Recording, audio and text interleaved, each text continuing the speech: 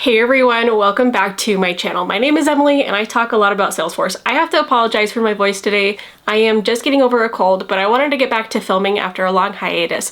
So please bear with me with my voice. I'll try and do some auto-tuning on the back end to hopefully make it sound a little bit better for you, but this is just how my voice is going to be today. So today I am going to cover the 5 topics that you should cover to pass the AI Associate Exam from Salesforce. Now, I have some really exciting news about it, which is going to be great. The AI Associate is currently free for the next little bit, so it's going to be free until December 31st of 2025 is when the free expires. This is as well for the AI Specialist exam, which is a full-length course, where the AI Associate exam, as you know, is a 40-question exam. Full length is going to be 60 to 65 questions. But this AI Associate is going to be free, and retakes are free, so it's a completely free exam to you to take. I do have an AI Associate course that covers just about everything that you need to know to be able to pass the exam. I have had a 99% success rate for passing for those who have taken the full course and who have used the resources and really understand the materials. And honestly, a lot of people who've taken that course have been able to pass the same day. So we're really proud of that course. It's available on salesforceupskill.com. It's also available on Udemy Business if you have Udemy Business available. I'm also in talks with another company about providing that resource to you, so keep an eye out for those different links and announcements on Salesforce Emily by subscribing, or you can connect with me on LinkedIn or just follow me on LinkedIn. Whichever one is great, you'll probably find out about it. All right, so let's talk a little bit about the AI Associate exam before we get into these 5 topics, because that kind of lays the groundwork for what you need to know for this exam. So the AI Associate is not super in-depth as like, hey, this is how you do large language models, or this is how you get a data set. This is like how you do this within Salesforce. Definitely not like that. It is more, these are the fundamentals of AI. These are the different principles around AI. This is kind of like the lingo, the jargon, the vocabulary around Salesforce AI, and they want you to apply it to certain business scenarios. This is a very vocabulary focused exam, and I think the most that they ever covered when it came to actually doing Salesforce and actually like hands in Salesforce was talking about how to clean your data within Salesforce. So things like duplicates, how to deal with duplicates, what native Salesforce tools can you use to clean data, which is just going to be different data tools within Salesforce. So those are like, that's really the extent of what you're going to be doing as far as like hands-on within Salesforce. The rest is completely vocabulary. So who is this exam good for? Honestly, because it's free until December 31st of 2025, I'm going to say it's for everybody. It's going to be great to have. Everyone's going to be getting it. I don't want to sound like, hey, you're going to miss out because if you don't do this exam, you're going to not have it. Like, that's not what I'm trying to say. I'm trying to say it's free, so you might as well take it. If you have any knowledge of AI or have like heard anything about AI, you understand business scenarios, this is going to be a fairly easy pickup for you. All right, so let's get into these 5 topics that you should be familiar with to be able to pass. And these are just like the top 5. This is not a comprehensive list of what you should know and like, hey, you need to know the ins and outs. These are heavily focused on the exam, and these will get you a long way to being able to pass. So the first one is going to be what predictive AI is. So predictive AI is going to be, you are taking a set of data and you're using that data to predict another outcome. How this is commonly used within Salesforce is oftentimes you are trying to predict the win rate of a certain opportunity that looks similar to other opportunities. So let's back it up here. Let's say we have 2 different types of opportunities. We've got corporate opportunities and we've got nonprofit opportunities. Now you can take these 2 different data sets and you can create predictive models for both of them.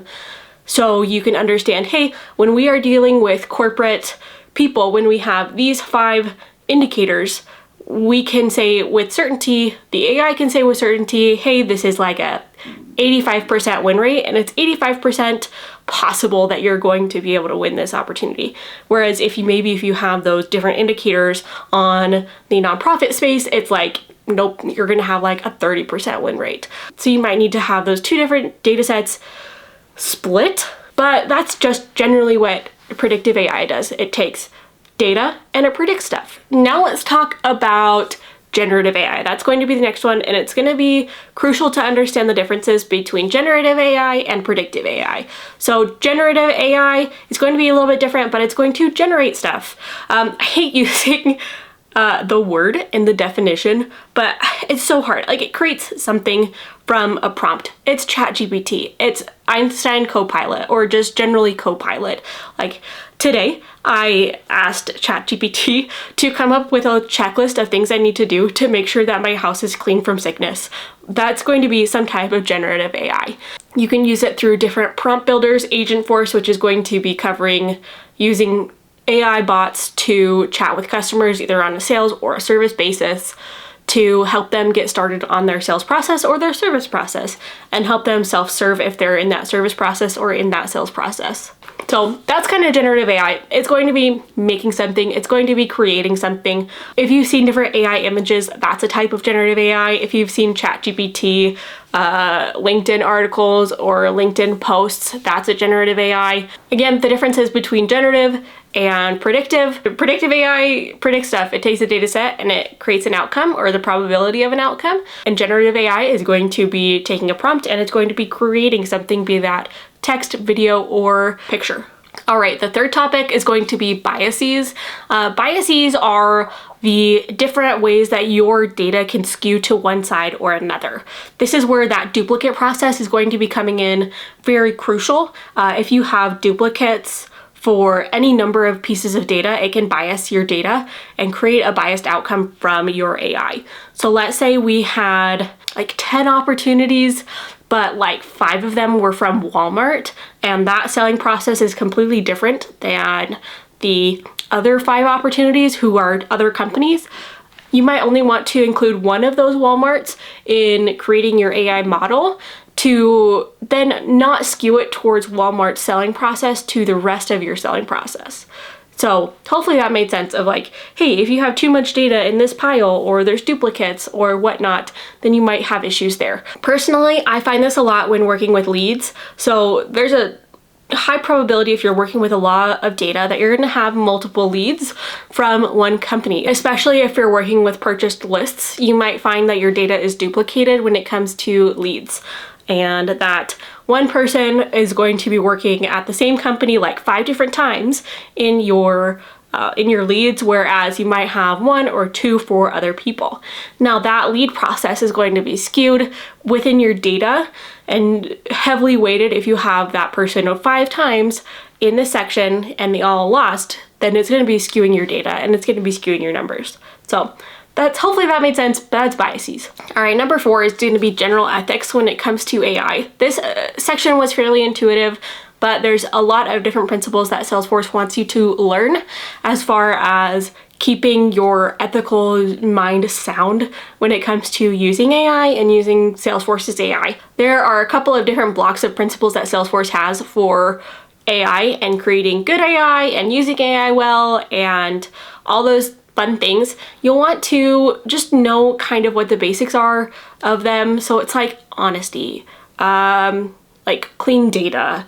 I can't really think of them off the top of my head, but they're fairly intuitive. Just know what they are, know how to implement them into business scenarios.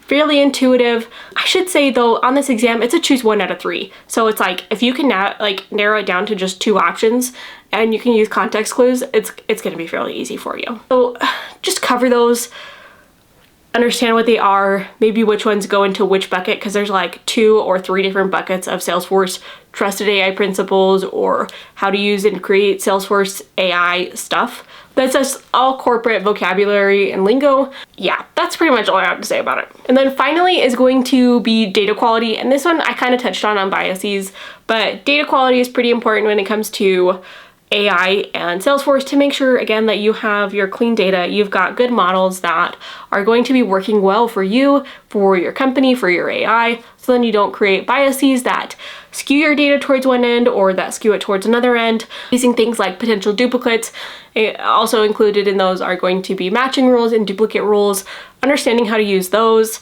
or I guess the basic fundamentals of those. You can play around with it, watch a couple of videos about it. should be able to pass using the data loader, using the data import wizard. Those are going to be important key things to know on keeping your data clean, the different ways that you keep your data clean, why it's important to keep your data clean. Data quality is something that, should already be on your mind when it comes to being a Salesforce admin or being a Salesforce professional, just because data is so important to so many companies in making business decisions. And so I feel like this one's pretty self-explanatory, but yeah, those are going to be the top 5 topics that you should know to help you pass this exam. Again, check out the links down below. It's going to be free until December 31st of 2025. If you have Udemy Business, you can check out my AI Associate course. If not, you can check it out on salesforceupskill.com. That's also an option. And keep a lookout for my next partnership, which is going to be really awesome, and I have a feeling that this course is going to be included there as well. So thank you so much for joining me today. Let me know in the description if there's any other certification topics I should cover, how you felt about the exam, and what certification you're going for next. I'd love to hear in the comments down below. Thanks so much. I'll catch you guys in the next one.